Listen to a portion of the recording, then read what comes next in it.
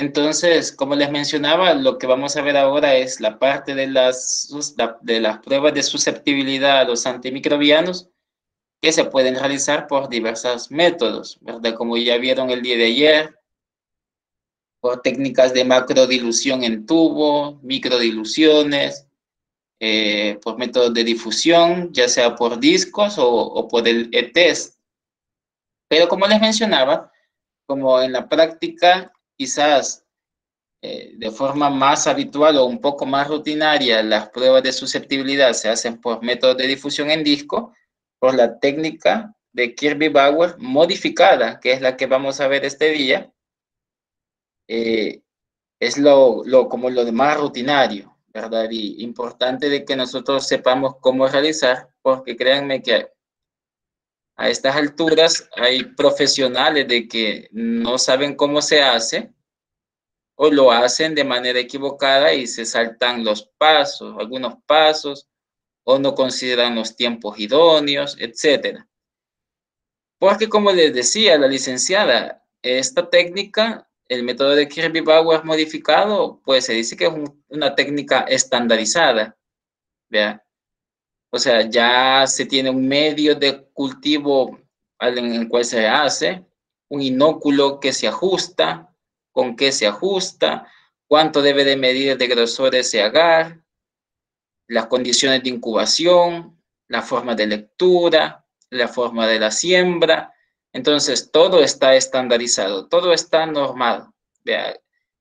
Y que cuyos resultados se esperan que sean confiables y que sean también reproducibles. ¿Qué decimos con eso de que sea reproducible? Pues que si tenemos una bacteria, una cepa TCC, digamos, 2592 de Escherichia coli, entonces si le hacemos una prueba de susceptibilidad a los antimicrobianos aquí en El Salvador, pues los mismos resultados de esa misma cepa, si la realizan en Guatemala, pues de lo mismo. O si lo realizan en Estados Unidos, de lo mismo, puesto que es la misma bacteria. Pero si no se cumplen los requisitos de la técnica, entonces probablemente vamos a tener errores. Y como ya mencionaba también, si el personal no está cualificado, ¿verdad?, para realizar las pruebas, entonces puede tener todos los implementos, puede tener todos los recursos, pero si el personal no sabe hacerlo, entonces no sirve de nada. Pues para realizar este método de difusión en disco por el método de Kirby-Bauer modificado, método de Kirby-Bauer, bueno, nosotros decimos, fíjense, método estandarizado de Kirby-Bauer modificado. Esa es la técnica como tal. Método estandarizado de Kirby-Bauer modificado. Y en el transcurso del video, pues vamos a ver por qué es que se le dice que es modificado. ¿Qué fue lo que se le modificó de la técnica original que planteó Kirby y Bauer? Entonces, para esto necesitamos, pues obviamente, una bacteria que esté ya en cultivo puro.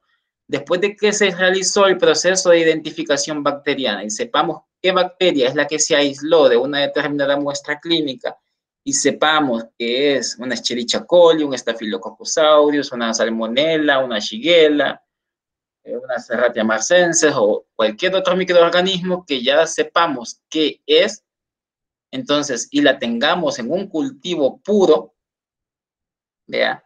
Entonces ya procedemos a realizar el antibiograma, ¿vea?, que es como también le conocemos coloquialmente, el antibiograma. Entonces, como ven en la imagen de la derecha, pues ya esta bacteria debe de estar en un medio de agar tripticasa soya, en un medio de TSA, como decimos en siglas, puesto que este medio ya no contiene inhibidores u otro sustrato que pueda interferir en el proceso de realizar la técnica. Entonces, eso es bien importante.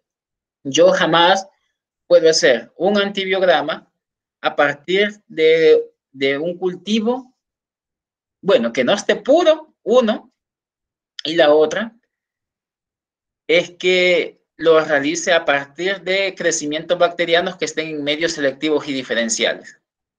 porque esos medios ya tienen inhibidores, tienen colorantes, tienen sustratos, ya tienen carbohidratos.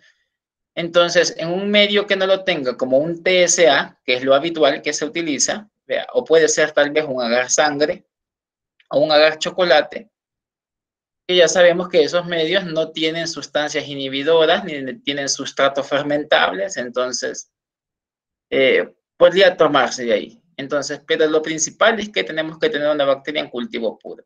Pues si no está en cultivo puro y la cepa bacteriana esté mezclada o contaminada con otra bacteria, entonces pues vamos a tener resultados aberrantes, ¿verdad? Que no van a ser como los típicos o los que coincidan con lo que se espera obtener. Como les mencionó la licenciada, el medio de cultivo que se utiliza es el agar Müller-Hinton. Aquí lo que nos falta es colocarle la diéresis, ¿vea? Sobre la U, porque creo que es un nombre alemán. Entonces nosotros lo pronunciamos como agar, pues que es un medio sólido, Müller-Hinton. Vamos a necesitar hisopos estériles para inocular o sembrar, mejor dicho, la suspensión bacteriana que se haya preparado en la solución salina, el 0.85% estéril. Vamos a necesitar también un patrón de turbidez de la escala de McFarland. Como les mencionó la licenciada, esta escala de McFarland va desde el 0,5 hasta el 10. Desde el tubo 0,5 al tubo 10, y que es equivalente esa turbidez a determinados crecimientos bacterianos. Al que a nosotros nos interesa es que decimos que un patrón de turbidez 0.5 de la escala de McFarland, en teoría, equivale a 1.5 por 10 a la 8 unidades formadoras de colonia por mililitro. Ese es lo que equivale a la turbidez que está presente en el tubo de McFarland. Y bueno, vamos a necesitar los sensidiscos, los disquitos impregnados que están con los antibióticos, la regla milimetrada para hacer la lectura de los halos de inhibición y la tabla de lectura. Pues como les mencionó ella también ayer, ya no es como se hacía ya por 1940 o 50, que formaba halo de inhibición, era sensible, y no formaba, era resistente. Entonces eso ya no es así. Tenemos 3 categorías que se tienen que hacer una lectura e interpretación en las tablas que las casas comerciales de los sensidiscos, ¿ya?, nos proporcionan. Nosotros no podemos usar una tabla de lectura de otra casa comercial que no sea de los discos, ¿verdad?, que se tenga para las pruebas de antibiograma. No se puede hacer eso. Entonces, para que lo tengan en cuenta, porque a veces es algo habitual. O que estemos utilizando medios de cultivo vencidos, discos vencidos. Entonces, también los resultados no van a ser confiables ni mucho menos reproducibles. Pues como les mencionaba, lo importante de tener la bacteria en cultivo puro. ¿Cómo sabemos nosotros que una bacteria está en cultivo puro? Macroscópicamente hablando, pues cuando decimos que todas las colonias son morfológicamente idénticas. Entonces, como ven acá, ¿ya?, todas estas colonias prácticamente tienen el mismo color, la misma textura, la misma morfología macroscópica. Y ahí solo es de realizar una coloración de Gram a una colonia, ¿ya?, para verificar que todas esas colonias sean, que todas esas bacterias que conforman esa colonia sean iguales, ¿ya?, sean morfológicamente idénticas. Entonces, que podamos decir que todos los que están acá sean cocos gram positivos, o solo sean bacilos gram negativos, o bacilos gram positivos, etc. Entonces, hay que verificar eso a través también, no solo de la macroscopía, ¿vea?, no solo es ver lo macroscópico, esto sí nos orienta mucho, ¿vea? Visualmente podemos decir, sí, es cultivo puro, pero yo lo debo de verificar con la microscopía. Entonces, si aquí tenemos esta de la derecha, por ejemplo, vemos, no es cultivo puro, al solo ver. Hay colonias grandes, colonias pequeñas, colonias con color. Entonces, que probablemente sean varios microorganismos, como vemos acá. Pero lo que se necesita hacer Por ejemplo, si yo deseo estudiar únicamente a las colonias sospechosas, en este caso, Staphylococcus aureus, lo que les decía, un repique. Entonces, yo tomo una colonia de acá, la paso a otro medio de cultivo limpio, pues sí, estéril, que no tenga nada, y la siembro. Entonces ya esperaría yo multiplicar pues esa colonia que yo tomé y tener mayor crecimiento en otra placa, que es lo que les mencionaba, que le llamamos un repique.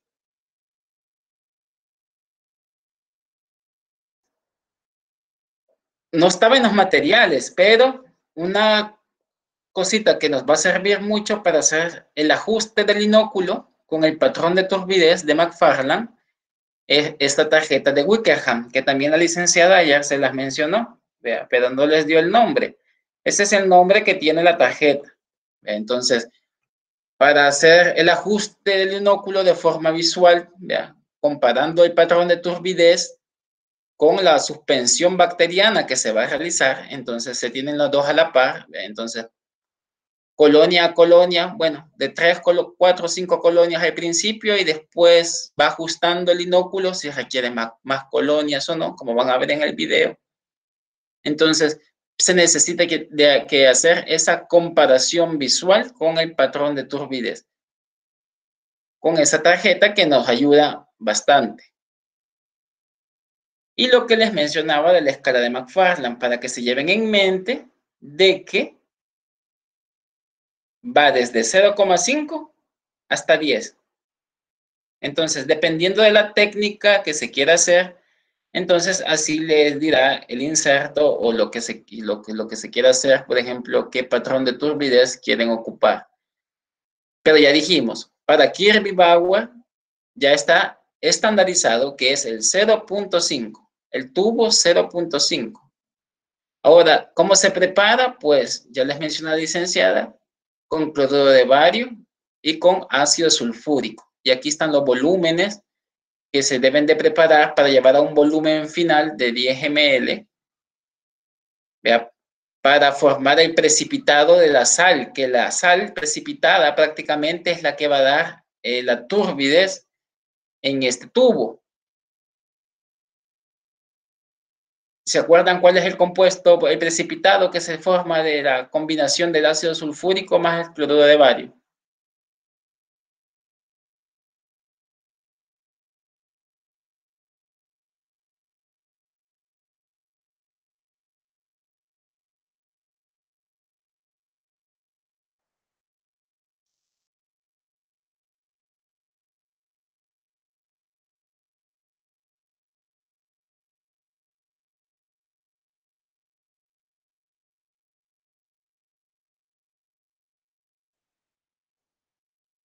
Es una reacción de neutralización, vea la que ocurre acá. Mezclar un ácido con una sal, con un álcali, mejor dicho.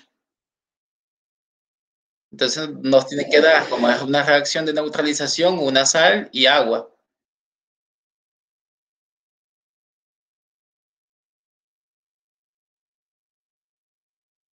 Bueno, ahí La sal es sulfato de sodio. Sulfato de bario, sí. No hay sodio aquí en ningún componente. El sulfato de bario, esa es la sal que precipita y esa es la sal que va a dar turbidez en el tubito. Entonces, y aquí está la forma en las proporciones pues, que se deben de mezclar, ¿vea? Para poder obtener la turbidez necesaria, ¿vea? Y la equivalente, si ustedes se fijan, aquí ya no equivale a 1,5, sino a 3, 6, 9, 12, 15, 18, etcétera, ¿vea? 10 a la 8. Aquí dice el número de cédulas, pero nosotros decimos unidades formadoras de colonia por mililitro. Esas son las unidades que van acá. Para que lo tengan en mente, bueno, para que lo anoten en realidad, ¿verdad? Para que sepan que no son células, sino decimos unidades formadoras de colonia. UFC, vea, pleca, mililitro.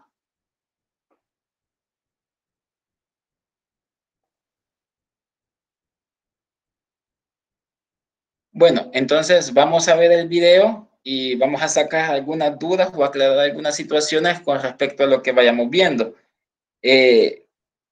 Si en un dado, hoy me cambié de computadora, vamos a ver si en esta computadora tal vez no tenemos problemas con el audio. Si no se escucha, ahí me avisan, o si se escucha entrecortado.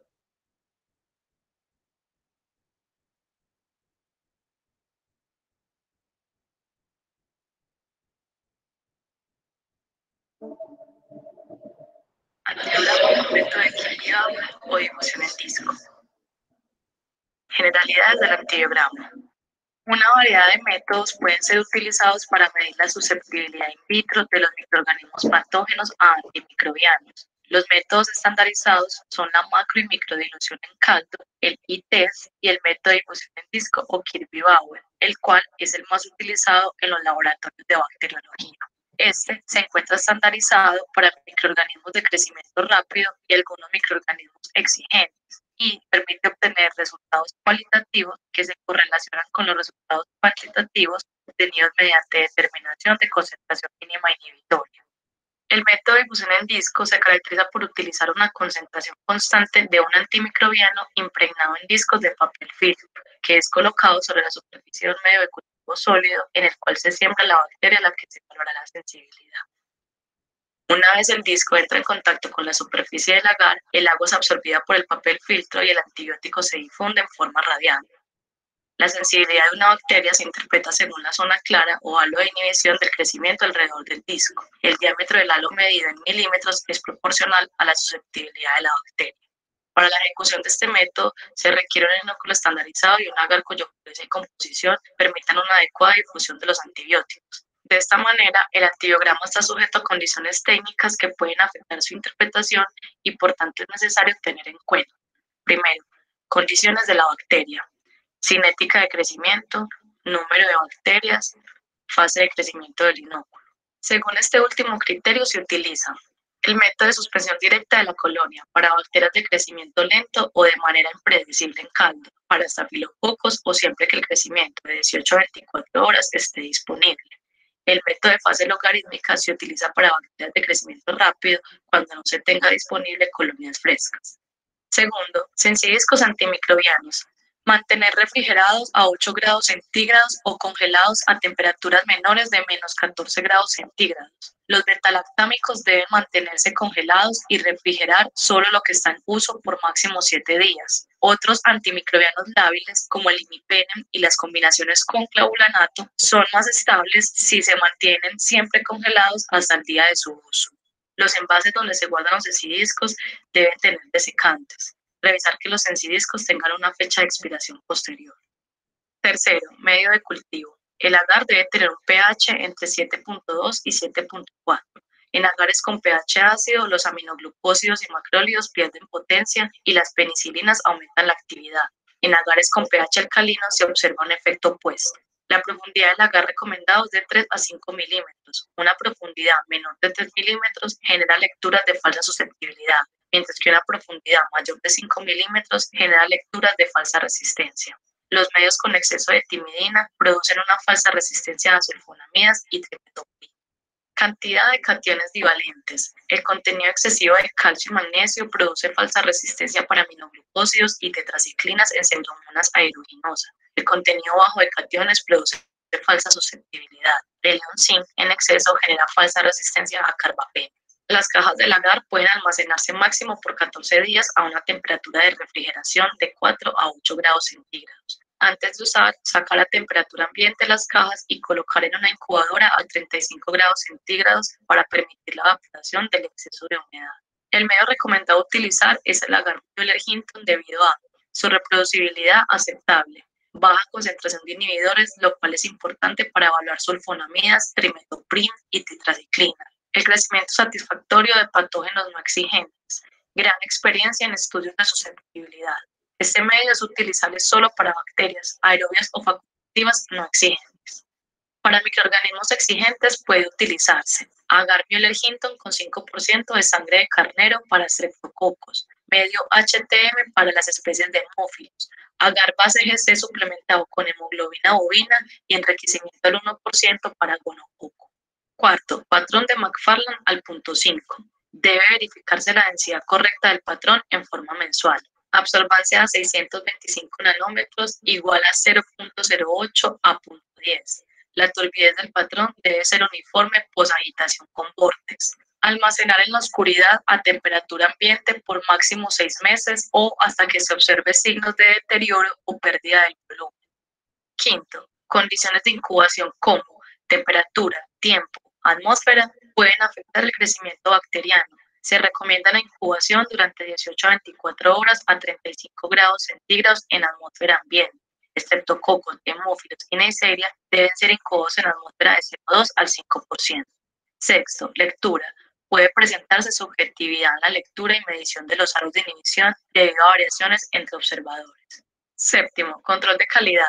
Para el control de calidad, utilizar las cepas ATCC, Escherichia coli y Staphylococcus aureus no productoras de beta-lactamasas para las pruebas de rutina, Pseudomonas aeruginosa para aminoglucósidos, Enterococcus fecalis con trimetoprim sulfametoxazol para monitorear las concentraciones de timidina en el agar y Escherichia coli, productora de beta-lactamasas para las combinaciones de beta-lactámicos con clavulanato.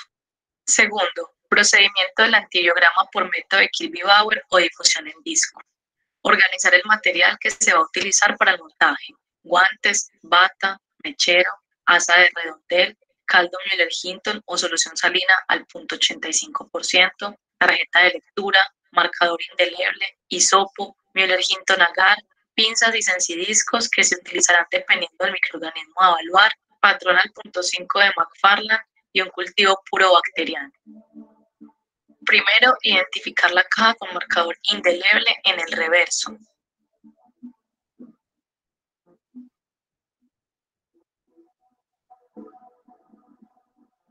Encender el mechero.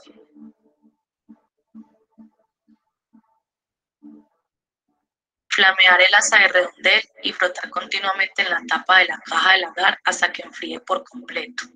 Para una suspensión directa de la colonia, tocar con el asa de redondel 1 a 3 colonias de morfología similar a partir de un cultivo puro bacteriano de 18 a 24 horas de crecimiento, preferiblemente a partir de medios no selectivos. Para inóculos en fase de crecimiento logarítmicos, usar colonias de 1 a 2 días de crecimiento en medios selectivos o no selectivos. Resuspender las colonias en 3 o 5 mililitros de caldo Müller-Hinton o solución salina estéril al 0.85%. Mezclar hasta resuspender por completo las colonias. Flamear los bordes del tubo y agitar vigorosamente. Tomar el patrón, agitar y ajustar por comparación visual al 0.5 de McFarland, el cual corresponde a un desarrollo de 1 a 2 por 10 a la 8 unidades formadoras de colonia por mililitro. Diluir o agregar más colonias si es necesario. Tomar un hisopo estéril, introducirlo en el inóculo y mezclar. Eliminar el exceso de líquido presionándolo contra las paredes del tubo. Dentro de los 15 minutos después del ajuste de turbidez, sembrar por confluencia en toda la caja del agar de Müller-Hinton con el hisopo en una misma dirección.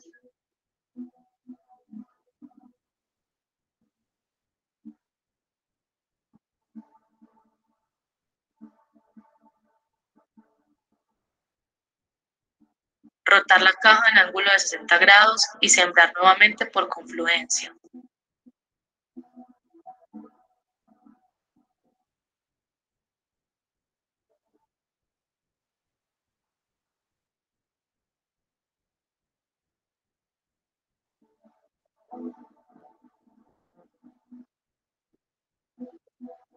Rotar la caja nuevamente en ángulo de 60 grados y sembrar en otra dirección para tener un total de 3 estriaciones en diferentes direcciones, para así garantizar una siembra completa y homogénea.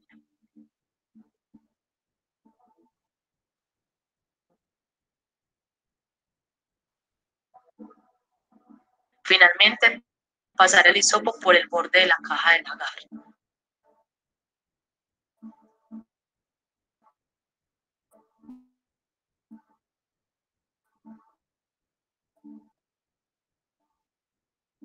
Para Staphylococcus aureus, al realizar la prueba de se debe medir una distancia entre 15 a 26 milímetros de borde a borde.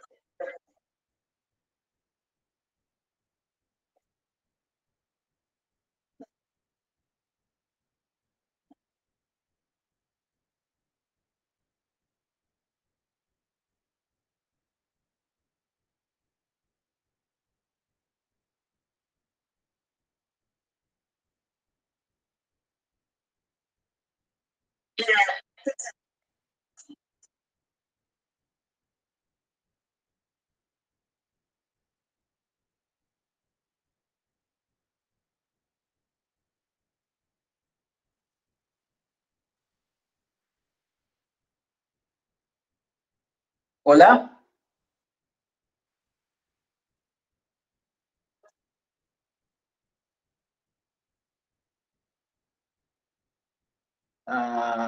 Bueno, quizás ha de ser problema ya del Inter con el video. Los últimos 2 minutos, dice. Bueno, vamos a retrocederlo tal vez.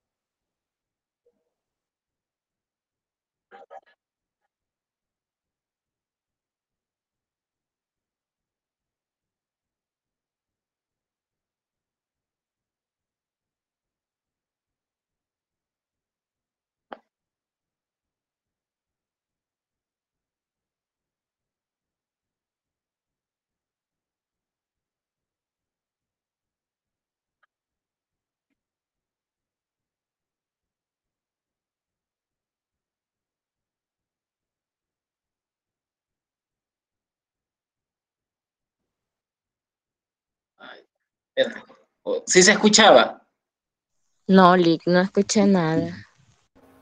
No, no se Nada. escuchaba. Bueno, nos vamos a quedar entonces solo con verlo, solo para que vean cómo se hace la técnica y después lo vamos a discutir. De todos modos, como les digo, esto les va a quedar ahí en la plataforma para que lo puedan ver con más detenimiento. Pero lo primero sí lo escucharon. Sí, eso sí. Bye.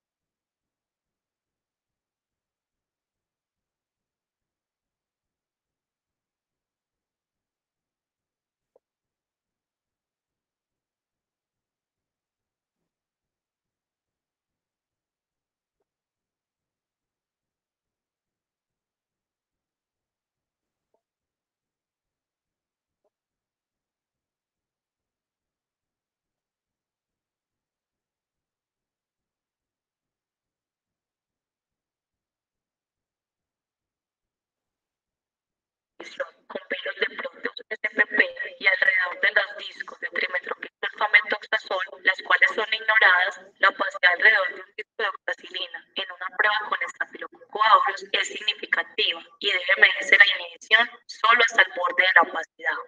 Resistencia homogénea. Se exhibe un crecimiento homogéneo alrededor del disco, que puede ser hasta el borde de este o exhibir un halo reducido.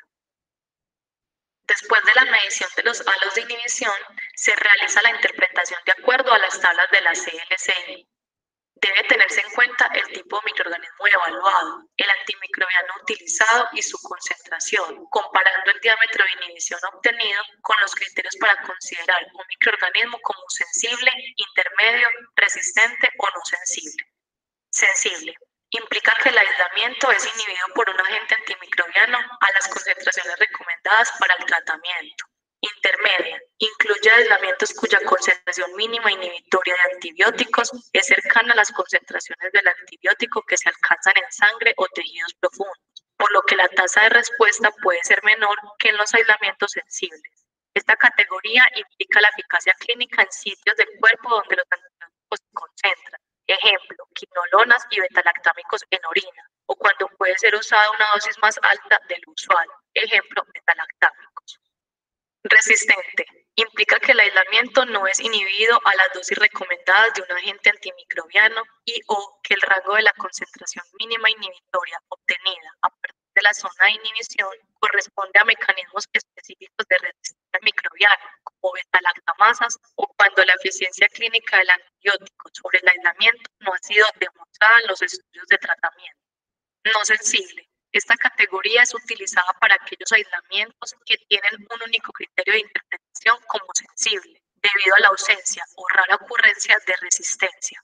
Los aislamientos tienen zonas de inhibición por debajo del valor indicado para el punto de corte como sensible y por tanto deben reportarse como no sensible. Cabe resaltar que un aislamiento no sensible no necesariamente indica que el microorganismo tenga un mecanismo de resistencia. A los microorganismos categorizados como no sensibles debe repetírseles la identificación y la prueba de susceptibilidad. Realizar reporte selectivo. Cada laboratorio decide los agentes antimicrobianos a incluir en el reporte selectivo. Este reporte permite orientar al clínico para la selección de antibióticos de espectro reducido para el tratamiento del paciente cuando sea posible y de esta manera ayudar a disminuir la selección positiva de cepas multiresistentes por el uso excesivo de agentes de amplio espectro. Teniendo en cuenta lo anterior, se debe interpretar el resultado del antibiograma. En este caso, se obtiene un cultivo de Staphylococcus aureus cuyo diámetro de halos de inhibición para los microbianos de elección fue cefoxitin 30 milímetros, eritromicina 31 milímetros, clindamicina 32 milímetros, trimetoprim sulfamethoxazol 30 milímetros, linezolida 30 milímetros, tetraciclina 32 milímetros, rifampicina 16 milímetros. Estos resultados se deben comparar con los criterios del CLCI para determinar las categorías de sensibilidad. Teniendo la interpretación de los resultados, se realiza el reporte de la siguiente forma. Se aisló Staphylococcus aureus sensible a oxacilina, trimetoprim sulfamethoxazol, tetraciclina, eritromicina, clindamicina y linezolida, resistente a rifampicina. Se debe tener en cuenta que en el reporte se indica la resistencia o sensibilidad a oxacilina, aunque la prueba haya sido realizada con el disco de cefoxitin. Si se obtiene resistencia a oxacilina, se debe incluir una nota indicando que el aislamiento es resistente a todos los betalactámicos, con excepción de las cefalosporinas con actividad sobre Staphylococcus aureus resistentes a meticilina, como ceftarolina y ceftobiprol. Cuando se obtiene aislamientos eritromicina resistente y clindamicina sensible, se interpreta la prueba D y dependiendo de los resultados se debe incluir una nota. Prueba D positiva. Esta bacteria es sensible a la clindamicina, pero puede hacerse resistente si se emplea ese antibiótico. Prueba D negativa. Esta cepa es sensible a la clindamicina y no existe el riesgo de hacerse resistente con su utilización. Si en ambos antibióticos se observa resistencia, se realiza el reporte como tal, eritromicina resistente y clindamicina resistente. Cuando en ambos antibióticos se observa sensibilidad, se realiza el reporte como tal, eritromicina sensible y clindamicina sensible.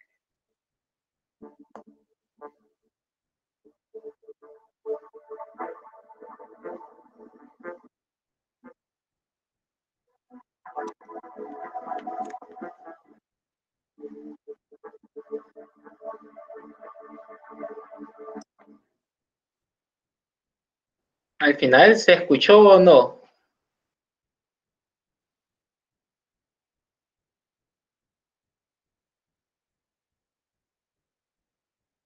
Sí, sí. Lo último, sí se logró escuchar. ¿Se logró escuchar? Va. Que prácticamente era como que le estaba dando lectura a lo que tenía en la presentación. En verdad, este es un video bastante completo de la Universidad de Antioquia, de Colombia. Y bueno, me imagino que quizás por la cercanía con nuestro país y toda la región, entonces, y latinoamericano, por eso prácticamente en realidad la técnica es idéntica como la hacemos acá. No sé si tienen alguna duda respecto a lo que vieron en el video. Yo, licenciado, tengo una duda. Dígame. En la parte, en la de los crecimientos, perdón, las inhibiciones atípicas, algo así, pero lo que era Ajá. atípico, mencionaba que en la zona del halo había un crecimiento bacteriano. Entonces a mí no me queda claro, perdón, a qué se refería con una subpoblación resistente. Subpoblación resistente.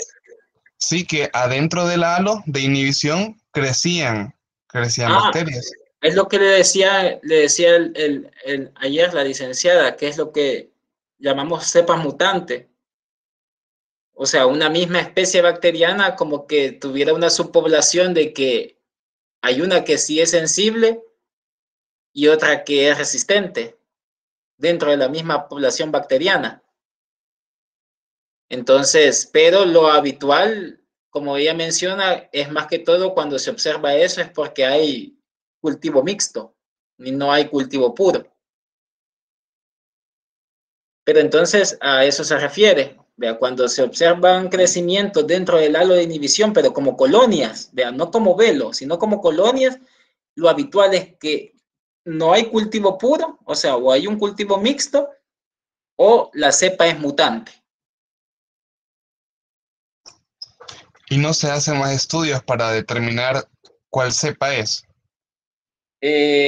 Lo que se debería de hacer es verificar si es que lo habitual es que la cepa, el cultivo sea mixto cuando llega a pasar eso. Entonces lo que debe de hacer en realidad es obtener un cultivo puro de la bacteria que le quiere hacer la sensibilidad a los antibióticos. Allí tal vez, si ya lo hizo y vuelve a aparecer la misma situación, entonces debería de reaislar la bacteria que se tiene tanto en el crecimiento interno como en el externo. ¿Vea? Ahora, saber por qué ha mutado, eso es bien difícil de saberlo. Entonces, prácticamente eso es lo único que podemos hacer así de forma práctica. ¿Vea? Si volviera a pasar, ¿vea? Si yo estoy seguro de que es una bacteria en cultivo puro y vuelve a salir lo mismo, entonces sería en reclasificar la bacteria que se tiene ya dentro del crecimiento, dentro del halo de inhibición, y obtener un crecimiento puro de esa bacteria. Ok, gracias, Lic. Bueno. O sea, que del mismo cultivo donde está la sensibilidad, donde se ve ese halo más suave, podemos tomar el microorganismo para volverlo a aislar. Sí, se pudiera hacer, se pudiera hacer. Pero como le digo, lo habitual es que es un cultivo mixto cuando llega a pasar eso. ¿Verdad? Pero la otra opción es que si no es un cultivo, una cepa mutante. Pero se puede hacer, se puede hacer. Pero ya tendríamos que reaislarla. O sea, tomarlas de nuevo y volverlas a identificar y después a esas volverles a hacer un antibiograma. Sería doble, ¿verdad? Sí, La que se ve que sí quitó bien y la que quedó más transparente. Ajá, ya es doble trabajo. Ya eso ya implica más días de reporte.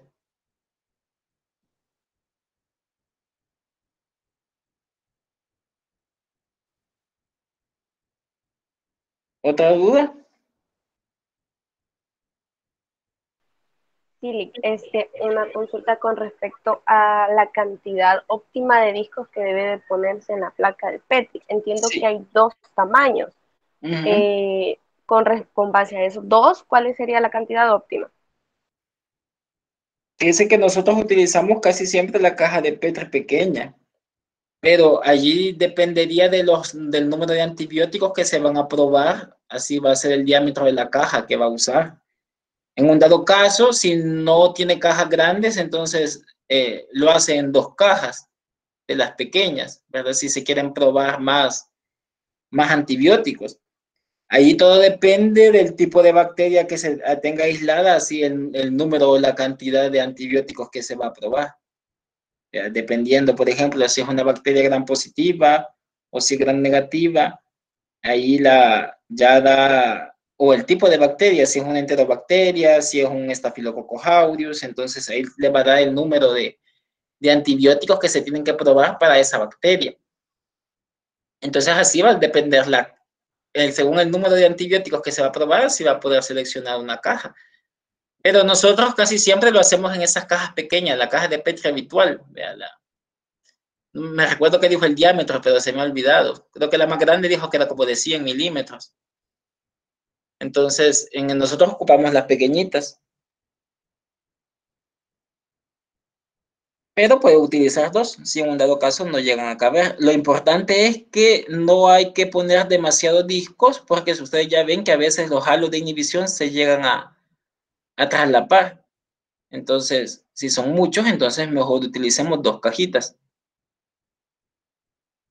Entonces, ¿cuántos discos podría yo solo poner? O sea, para que se pueda observar bien el halo, porque en la clase de ayer yo veía que había unas cajitas, pues sí, ahí dependerá del tamaño, ¿verdad? Pero Sí. había unas que tenían 8, otras que solo tenían 5, conté otra que solo le habían puesto 3. Entonces, esa es mi duda, ¿verdad? Que, por ejemplo, decir solo 5 para que pueda usted observar bien el halo, o solo 4 y así. Sí, no, ahí depende, como le digo, ahí también va a influir el tamaño de la caja. Vea, habitualmente creo que nosotros andamos poniendo como andarían quizás por 6 discos más o menos, ¿verdad? Como 5 en la periferia y uno en que se coloca en el centro. Ven una caja pequeña de Petri, haciendo como un pentágono, digamos, y una en el centro. Vea, eso así, para que más o menos no se traslaparan, como le digo, los halos de inhibición. Y les repito, si llegara a colocar más de 6 discos, por ejemplo, entonces utilizáramos otra caja de Petri, ¿vea? Con Müller-Hinton para hacer la sensibilidad de los demás discos. Lo importante es no saturar, ¿vea? No saturar. También más de algún antibiótico, por ejemplo, como le digo, eso depende también de la bacteria, porque hay bacterias, por ejemplo, de que solamente se tienen que probar un antibiótico o 4 antibióticos. Entonces, esos perfectamente caben en una cajita. Así, entonces, como le dije, casarnos con un número está bien difícil, ¿vea? De número de discos por caja. Bueno. ¿Otra pregunta?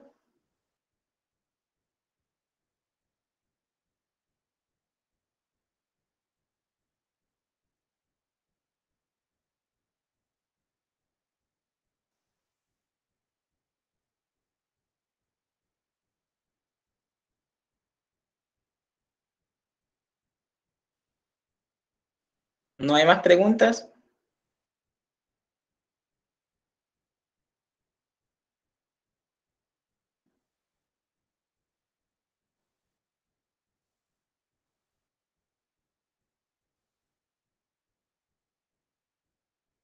Bueno, entonces solo vamos a aclarar algunas cosas. Cuando mencionaba el grosor del medio de cultivo del agar Müller-Hinton, mencionaba ella que se utilizaba dentro de 3 a 5 milímetros de grosor. Nosotros nos vamos a casar con un número, eso sí, 4 milímetros. El agar Müller-Hinton debe de medir de grosor 4 milímetros. Entonces, eso ya está estandarizado, así. Realmente así lo pide la CLSI. 4 milímetros de grosor. Y prácticamente creo que eso sería como que lo único que, como punto de aclaración ahí referente al video.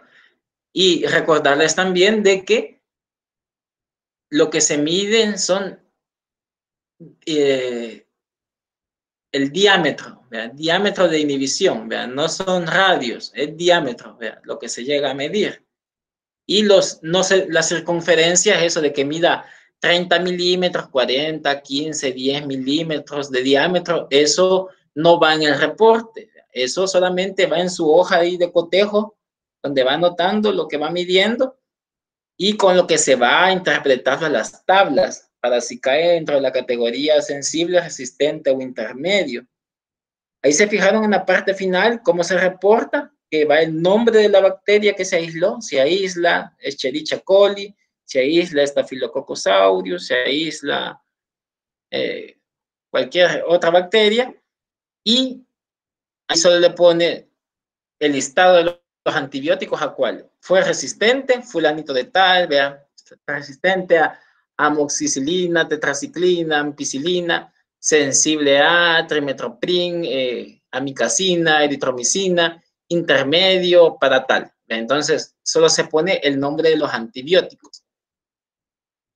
Eso cuando lo hacemos nosotros por el método de Kirby-Bauer. Cuando lo hacen los equipos automatizados, se darán cuenta de que le ponen lo mismo, su categoría, si es sensible, resistente o intermedio, y a la par le coloca la concentración inhibitoria mínima. Que como les digo, los métodos automatizados lo pueden calcular o lo pueden hacer porque lo hacen a través de microdiluciones. Entonces, por eso dan datos más cuantitativos a parte de cualitativos. En cambio, con este método de difusión en disco, únicamente nuestro método de difusión en disco por Kirby-Bauer, solamente los datos son cualitativos. Ya solamente nos dice a cuál antibiótico es sensible, resistente o intermedio.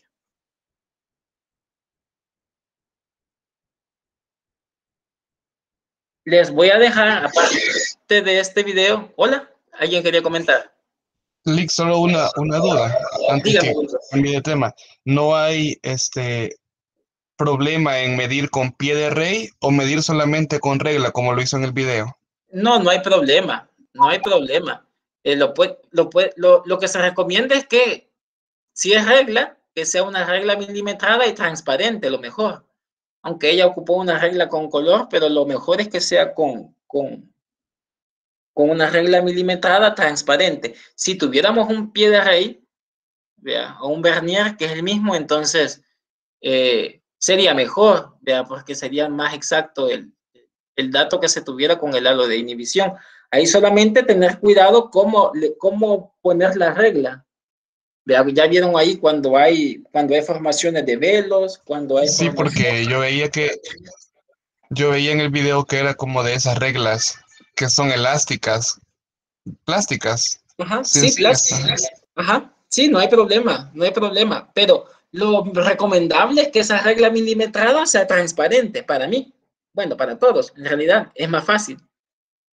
Vea, y que en el dado caso, como vieron ustedes, si el medio es opaco o el medio es translúcido, así depende de la superficie donde va a poder hacer la lectura. Vea, o cuando se están trabajando con microorganismos que son hemolíticos, vea, que ya ahí la LIC les mencionó que ya se ocupa por ejemplo, un agarre Müller-Hinton más 5% sangre de carnero. Entonces, lo que se mide no es la hemólisis, ¿vea? Lo que se mide es la inhibición de crecimiento. Entonces, eso ya es bien difícil de poderlo hacer, como digamos en el reverso de la tapadera de la placa. A veces lo que toca en ese caso es abrir la placa y sobre ella pues hacer las anotaciones. Entonces, ahí dependiendo de la opacidad o la translucidez que tenga el medio, así va a poder hacer la lectura. Y como les decía, hallarle lado, cuando si se llegara a traslapar algún halo de inhibición, pues buscarle lado a la caja de Petri y medir el diámetro completamente a que la regla pase exactamente sobre la mitad del disco.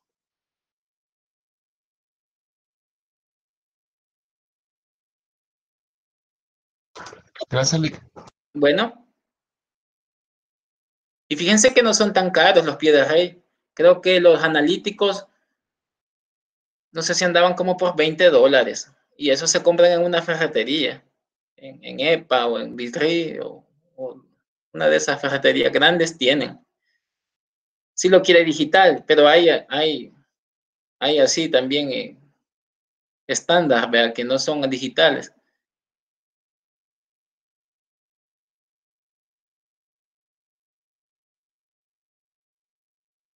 ¿Otra duda?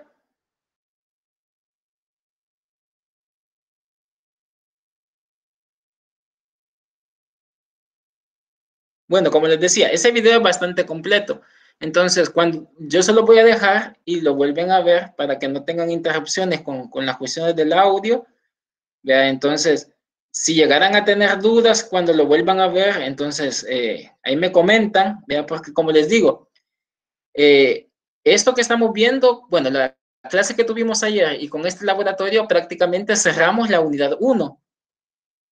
Todas las generalidades de la bacteriología prácticamente ya las cerramos. Entonces, ya la próxima semana entramos a clases que ya van propiamente relacionados a procesamiento de muestras clínicas.